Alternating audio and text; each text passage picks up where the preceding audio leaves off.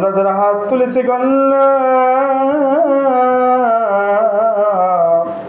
লক্ষ্মীপুরে গোরস্থানে আল্লাহ যে যেখানে শুয়েছেন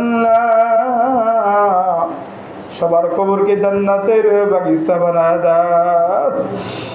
আল্লাহ বিদেশ থাকলে খবরে নেওয়া যায়,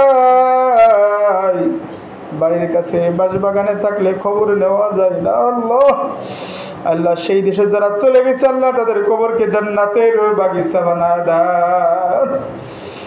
আল্লাহ পিতা হাত তুলেছে, মাতা হাত তুলেছে,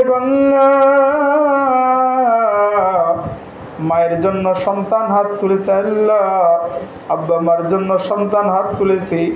আল্লাহ কত মানুষ আল্লাহ যার দোকানি হাত আপনার কাছে পছন্দ হয়,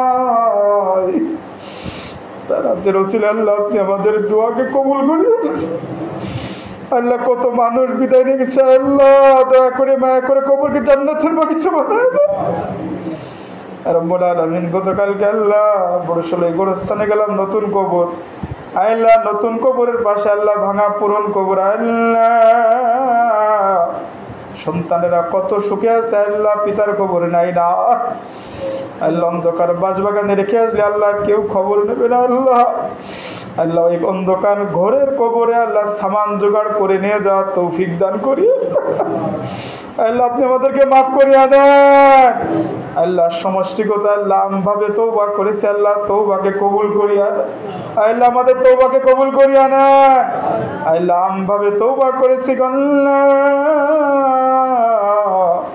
প্রতিজ্ঞাবদ্ধ হয়েছে, অনুতপ্ত হয়েছে আল্লাহ, ওয়াদা করেছি জীবনে আর গুনার কাজ করব না আল্লাহ। দয়া করে মায়া করে জীবনের সমস্ত গুনাহ মাফ করিয়া দেন আল্লাহ। মুরব্বী আকরাম যারা বিদায় নিয়েছে কবরকে জান্নাতের বাগিচা বানায়া দেন।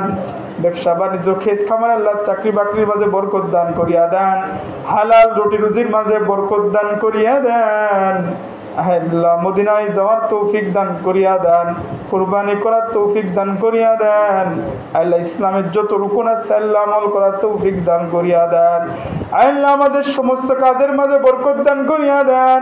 যাদের দাড়ি পেকে গেছে আল্লাহ হায়াতের মাঝে বরকত দান করিয়া দেন।